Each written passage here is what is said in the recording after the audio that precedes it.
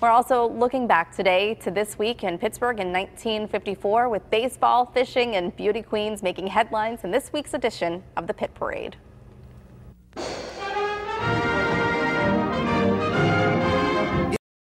The picture story of the Pittsburgh scene from the KDKA TV archives.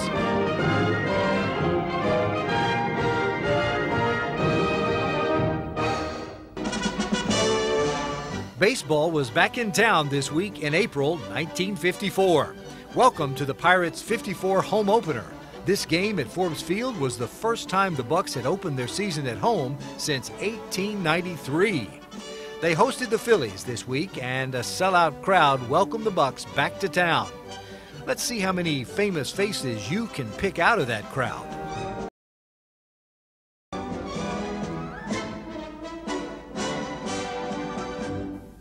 After opening day came two solemn days for Pittsburgh's Christians and Jews. Passover and Good Friday were observed this week.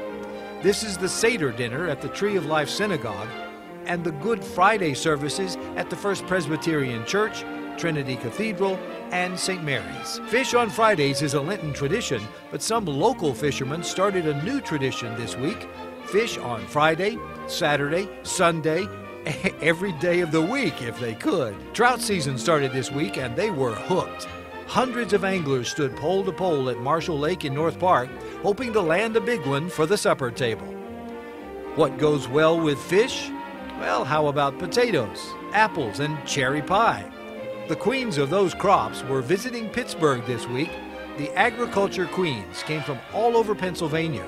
Here we have the livestock queen, the turkey queen, the chicken queen, the sweet corn queen, and oh yes, the apple pan dowdy queen. Who were the kings of college volleyball? That title was up for grabs and spikes at the Tri-State Invitational Volleyball Tournament. Here's the Pitt CMU game.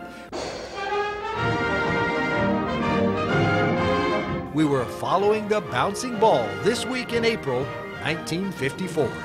Saying cheerio on video, I'm John Burnett for the Pitt Parade. Thanks, John. And join us again next week for our regular Throwback Thursday segments with the Pitt Parade here on PTL.